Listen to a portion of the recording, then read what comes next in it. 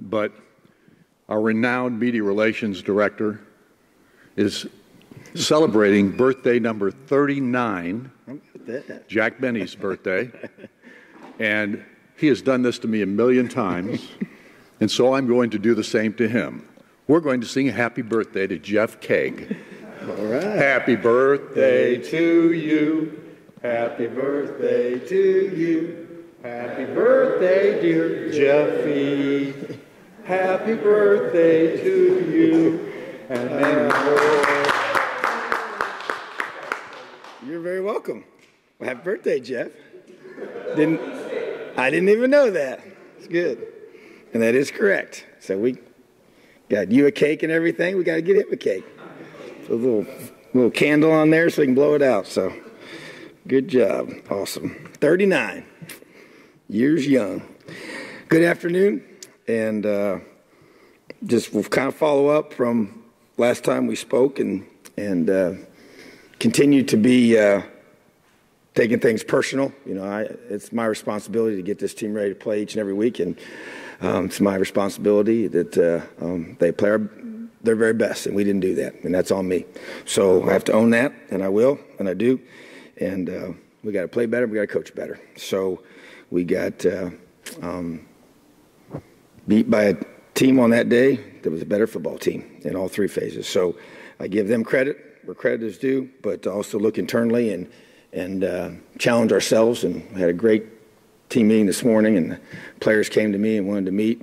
And we were all in there together, coaches included, but they wanted to speak. And a bunch of seniors got up and spoke and did a great job of just being leaders and saying what needed to be said and in the right way, from the heart, and just really challenging our guys and to respond the right way. So you look at the slate on Saturday, and 7 top 25 teams got beat, and several more could have gotten beat, and you better bring your A game every single week. So we play at the highest level of college football in the Big Ten, and therefore you're going to be playing against the best of the best. So really challenge our guys to be able to respond and to own it, to flush it, and press on. And so that's what our guys have done. Great workout this morning, really good practice on the field, and ready to focus now on the Penn State Nittany Lions. But as we wrap up the game, as we usually do, going through our guys and recognizing them, and still had some players play well.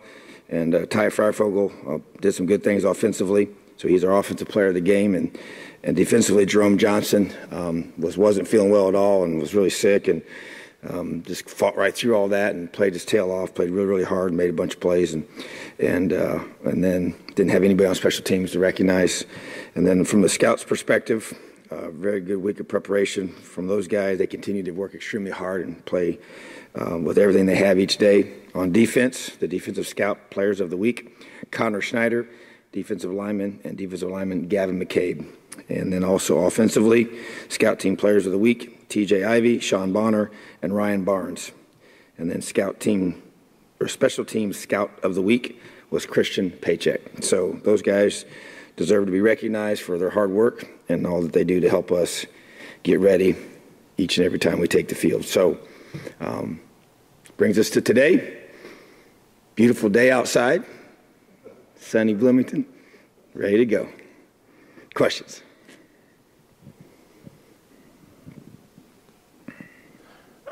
Coach, you said preseason that the quarterback battle would come down to who's taking the ball. Peyton has thrown 7 interceptions, which ranks, I think, second to last in the Big Ten. How is he going to improve that, and is that a factor in, maybe trying out a different quarterback? Yeah, he this last game, to me, the 2 throws he made there in the red zone, chances to score, obviously trying to create something both times, but at the same time, got to protect the football, got to get points. We were trying to, at that point, the last one, score a touchdown, not kick field goals. But he's got to protect the football. That's part of his job. I didn't think he played very well during the game, and we're not bashful about saying those kind of things. We've praised him when he played well. He didn't play his best game. And you always look at all your options with everything you have on your roster to be able to help your team be successful. And so he obviously has to do a great job. One of the things we talk about that position is being, a protector of the football and a distributor of the football. and moving the football team down the field, getting first downs and scoring touchdowns. And so didn't score enough touchdowns and turned the ball over. So have to do a better job. So, yes, that'll be addressed. Regarding the players meeting this morning, who approached you to lead that effort, and also, I guess, what does that tell you as a coach as far as where the players' minds are at right now? Yeah, I thought it was awesome. It was Wes Martin and Jacob Robinson were the two guys that reached out to me, and they just said, "Hey, Coach, during our team meeting in the morning, can we have a few minutes to talk to the team?" And I said, "Absolutely." We talked some things through, and those guys are just really high quality guys that care a whole bunch about this place and have been here for a long time and have seen a lot, and they just more than anything they wanted to challenge our guys to realize we got a lot of new guys, a lot of young guys that haven't been through the grind of a Big Ten season, and you get we've had no bye week yet, so it's just week after week after week, and it can be draining on you physically and emotionally and mentally, and so I think they needed to remind the guys that it's part of the process. You have to own things on film when you get challenged by coaches, and you have to own your play, your practice habits, and everything that you do, and it's the little things, and focus on those little things. So it was really neat to sit back and let the guys talk, and I didn't tell them what to say. And once I had a good idea what I knew they wanted to say, and it was all what was very necessary. And so it was encouraging to see them, kind of in their own way, in their own tone, in their own personality, say the things that we've kind of been preaching here since I've been here, and so just being able to let those guys say it's always a powerful thing when it comes from a player, and they want all the coaches, everybody to be in there, and we were, and that was really good. So, but bottom line is you have to respond. It's a tough league, tough schedule, and you got to be a tough guy, and so we've I thought those guys stood up and really said some good things that need to be said. So you talked about it a little bit Saturday, but in terms of evaluating, I guess, now that you're on the back half of the season, Mike Penix has played 2 games. Mm-hmm. As you evaluate potential role he would have versus maybe saving that red shirt, is it one where maybe you go into certain weeks thinking we could use him this week, or do you want it to be more on feel so that maybe you don't sort of lock yourself into a plan that then later, maybe backs you into getting rid of the red shirt? Yeah, and like I said, I think it's totally situational. Peyton's our starter, but Michael's going to play. Exactly when, I'm not sure, but I just know that it's not a set in stone. We're not going to map this all out, and it's definitely a feel for sure as the game is unfolding, and want to give us the best chance to be successful on game day. So that to me is how I would approach that. So we're not going to be too specific in that regard, but I do think that he has to be ready to go 100%, and I think that's even with a lot of these younger guys, it's just the challenge of staying in that mindset week after week, no matter whether you're playing a lot or not playing at all or playing a little bit, is tough for younger guys right out of high school that have never had this long of a season and this much of a schedule that you have to keep and places you have to be all the time and a lot on your plate. So I think that's part of managing all of our guys that are in his position or in his age group, So, but yeah, that's definitely something we're looking at all of our options and be able to, have a good plan. Coach, you talked about taking it personally, and with the unsportsmanlike conduct penalty, is there a point where maybe you have to tone things down, maybe not chase officials all over the field? What is your own thought on that? Yeah, I'm an emotional guy, and I'm going to defend our guys.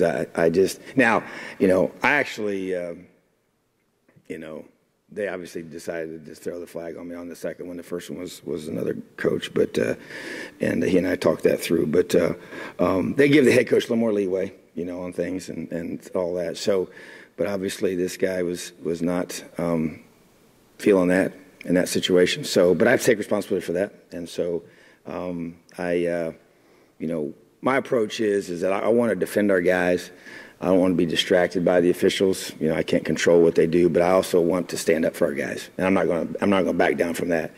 And I'm going to be who I am. But yeah, I don't want to get our team penalties. That's on me. That's not acceptable, and I don't want that to happen again. Because that just hurts our team. So, but I also want them to know that I am watching. I do care. our guys matter. I'm going to defend them. I'm going to fight for them.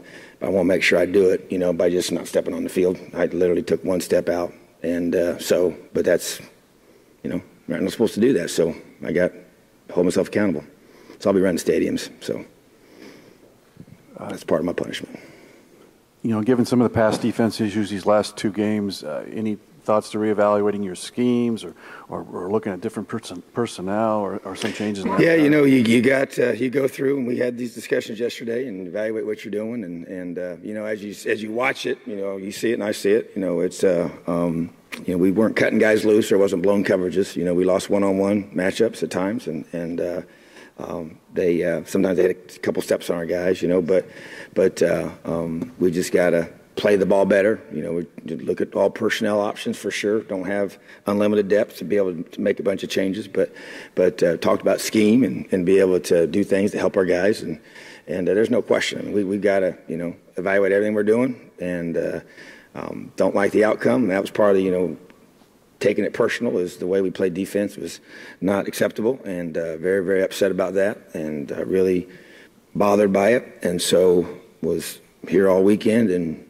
trying to fix it. So that's not going to change. No one's going to work any harder than I do to get it right. So, we're looking at all those different things, and it's kind of all of the above, and to be able to help our guys be successful because it wasn't effort. Our guys played hard, and I don't think we had the same juice we've had, and that's, sometimes hard to do week after week after week.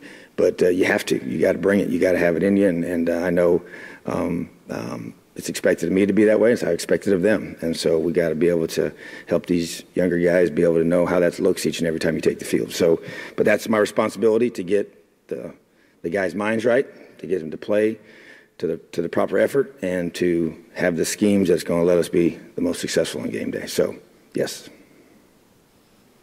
Coach, you preach being aggressive on defense and aggressive as a program. How do you get that aggressiveness mindset to the offensive side of the ball going forward? Yeah, to me it's and I challenge the guys in that regard because I want to be that mindset, the way we attack defenses, and I know the scheme has a lot to do with it, and a lot of things that they did to us on Saturday was made some of that more difficult than it was even the week before.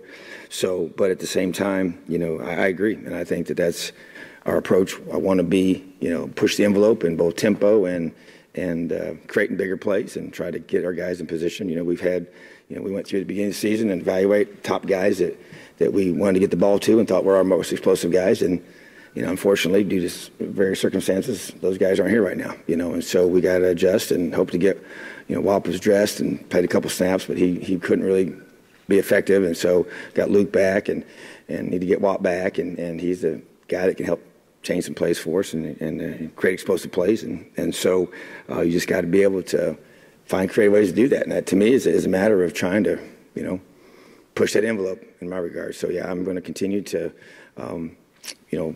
talk through that and want to see it happen. I do. I just want to see us be able to put pressure on the defense. You've talked about this before, but he has the interception Saturday, so it's kind of relevant again. About you said you talked to other coaches who'd coached their sons about just the way they did it, the way they approached that, and I imagine sort of the coach versus parent relationship. What was maybe some of the advice you got, and how much have you seen that play out, or maybe not play out as you've coached Tom? Yeah, the advice was really, twofold. It was, number one, don't be his position coach. Don't think that's healthy. Think that's really hard to do. If he's a quarterback, don't have him play for you because that's really, really difficult. And that's exactly what I was told, and I think that's very true, But he's a linebacker, which is a position that I have coached most of my career, but don't coach here. So it all worked in that regard. And the other part of that was everybody I talked to, there was always growing pains in year one of just kind of figuring it out, and for both sides, I think the biggest challenge is the locker room, for the individual, for the son involved, because, you're always perceived a certain way, especially when you're there year one. Hey, that's the head coach's son, and so how do you just be yourself, So he has to earn their trust. And I think that's, in both as a player and then as just a teammate, And I think that's the thing that people don't really get, and I've been in his shoes before. I played for my dad. And, yeah, not at this level where it's all magnified, but the locker room is still the locker room, and you're still the head coach's son. And so you have to prove yourself, in a lot of ways. And so I think that's where the growth comes in. And everybody I've talked to that before all this were saying, hey, there were times where it was hard, boy, and it was, but then once you figure it out, it's like, man, I would never, ever trade that time we had together, And so that's kind of really what was a big deal for us in kind of making the decision to go forward with it, a couple of years ago. And so I just think that, you got to separate. When you're on the field, you're his coach, and that's the key. And he's one of your players. That's easy to say, he's still your son, and so, but you got to be very, impartial. But I've never met too many parents that weren't biased. It's just, I deal with parents all the time, a little bit less now than I did in high school as a coach, but never met one yet that's still their son, So, but at the same time, I got to treat him like everybody else. I really do. And it takes discipline to do that. It helps because he works extremely hard, does everything the right way, and made a big play on Saturday. And he's young and he's growing and developing and all, but that helps. So that was my wife and I always told her, I said, my prayer was that he's going to be really good or really bad. You didn't want him to be in the middle, It just make it easy, If they're in the middle, that's when it gets really rough, So fortunately, he's done a great job, so we're proud of him. Coach, you mentioned mindset a little bit. Having a game against Iowa, it's obviously not the performance you guys wanted, but is there something to having a wake-up call with 5 games left in the season to sort of get your minds right for the tail end? Well, I'm one of those that, even when something happens that's bad, I'm going to find a way to make it positive, and that's exactly how I look at it. There's no doubt, getting hit upside the head, but 2 before doesn't feel very good, but I promise you it'll get your attention. So for whatever reason it was used. And so this one's one of those kind of situations, and I think our guys, were shook a little bit by it, and responded by wanting to say some things, and I thought the way that we responded today and our energy and effort and our focus was excellent, and we'd rather not happen that way. We'd rather have it the opposite side and catapult you with momentum the other direction, but it's in the past. We can't change it, but we can learn from it and choose to use all the things that led up to it and try to decide, hey, what caused us to be in this position, and to have a game like that and address them right now at a critical point in the season. When everybody's kind of trying to figure out, how these, because it's amazing how, one game, it changes how you feel one way or the other, and it can change the trajectory of your season. You see it happen all across the country. You see it happen, other places, and I've been a part of it, both good and bad. And so you have to, and you got to just, to me, it just takes tremendous mental toughness to be able to persevere. Even our one word last week was grit. And, man, it takes a tremendous amount of grit, to be able to persevere through life challenges and seasons challenges.